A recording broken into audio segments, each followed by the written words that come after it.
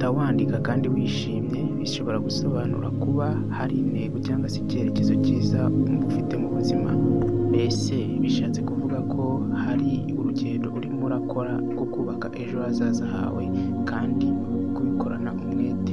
Ibyo bigaragarira mu nzozi urimo urarota wandika kandi wishimye. Kurota uri kwandika kandi bishobora gusobanura kuba muri icyo gihe waba uri kwigira ku byahise cyangwa se uri gushaka kumenya byinshi bitandukanye. Bishatse kuvuga ko ukeneye kumenya ibintu byinshi, ufite ubushake bwo gushaka kumenya ibintu byinshi, yaba gukosora ibyahise cyangwa se kwibuka ibyo wigiye.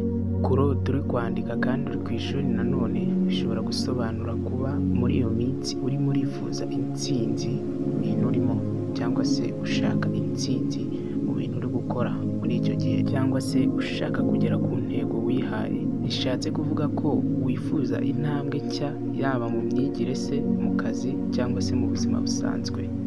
Kurota uri ku ishuri kwandika kandi wishimye bishobora gusobanura ikimenyetso cy'amahirwe. Bishatse kuvuga ko hari amahirwe, amahoro se cyangwa se ibyiza byinshi biri imbere. Iyi ni Musunga TV, jye Didone Kizigenza. Ese kurota uri kuguruka byo bisobanuye iki? Abantu benshi bakunda kurota bari kuguruka. Ese ibyo byo bisobanuye iki? Cyangwa se ni iki bishatse kwerekana? Hari igihe uva mu nzozi urimo uraguruka neza neza wabaye inyoni. Ese ibyo bishatse kuvuga iki?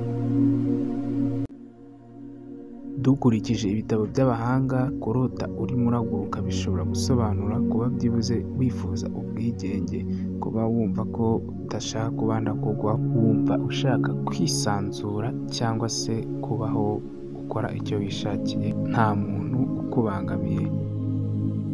Kurota uri kuguruka kandi bishobora gusobanura kuba uri gutsinda intsinzi, ndetse biba bishatse kuvuga ko ibintu bikubangamiye byose bimwe na bimwe mu buzima bwawe uri kugenda ubishakira igisubizo. Mbese uri kugenda ugera ku ntsinzi yawe ndetse urimo uranayiharanira. Kurota uri kuguruka kandi bishobora kuba nk'ikimenyetso cyo kuba wifuza kugera kure.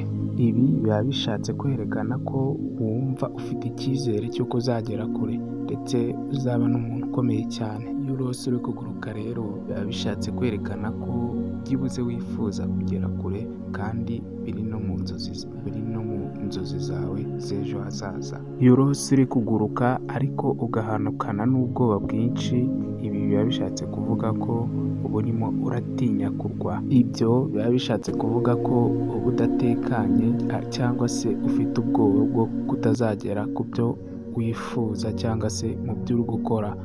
Igihe nta cyizere ufite cy'ibintu urimo urakora, nibwo urota uri kuguruka ariko ugahanuka.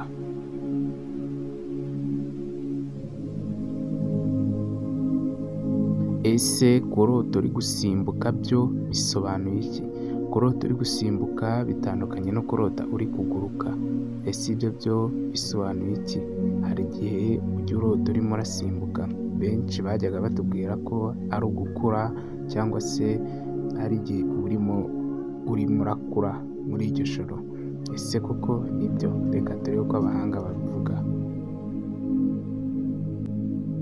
Kurota uri gusimbuka bishobora gusobanura kuba uri kwihutira kugera ku ntego.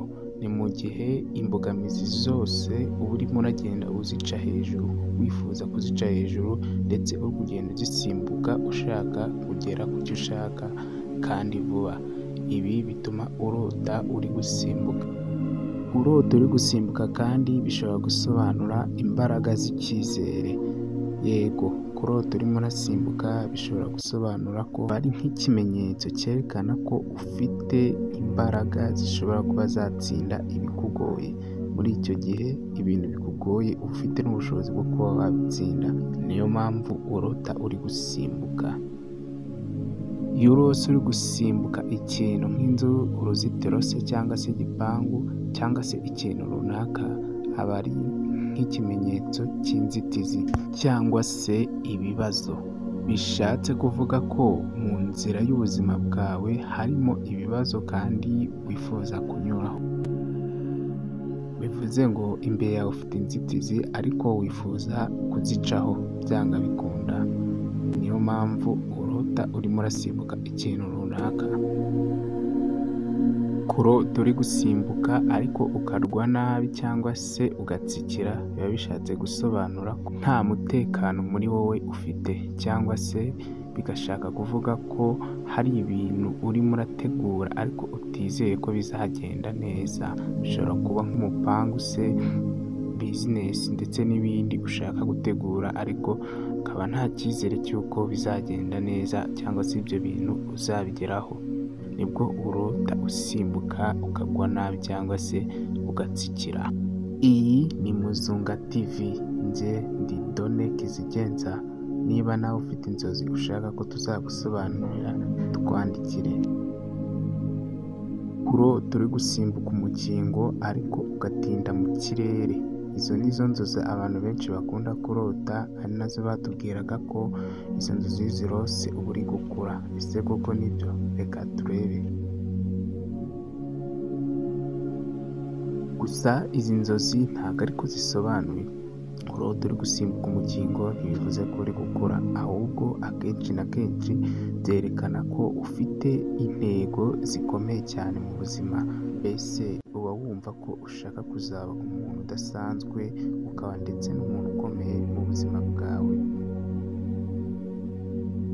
Ndetse bishobora gusobanura ko wifuza kubaho mu buzima bwisanzuye, nta kikubangamiye cyangwa se ikigutega. Mbese wumva ushaka kuba uri free mu buzima. Kurota uri gusimbuka umukingo ariko ugasa nk'utinda mu kirere kandi bishobora gusobanura kuba ufite icyizere cy'umurengera. Mbese ushobora kuba wumva ko hari ibintu ushaka kugeraho ariko hari n'ibyo ushaka kugeraho birenze ubushobozi bwawe ndetse bikagusaba kwitonda.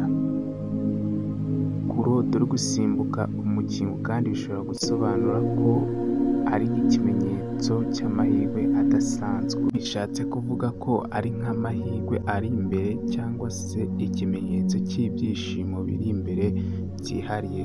Mbese urimo uragenda uhura n'amahirwe adasanzwe mu gihe kizaza. Niyo mpamvu ushobora kuba uri gusimbuka ariko ugatinda mu kirere mu nzozi. Turabashimiye mwese twabanye muri iki kiganiro, aho twari turi kureba inzozi z'ubwoko bwo gusimbuka ku ishuri cyangwa se kuguruka. Kora subscribe kuri Muzunga TV, ubundi ujye ukurikirana ibiganiro byinshi cyane twabateguriye bizajya bibagezwaho. Njye mwabanye muri iki kiganiro, ndi Done Kizigenza. Welcome.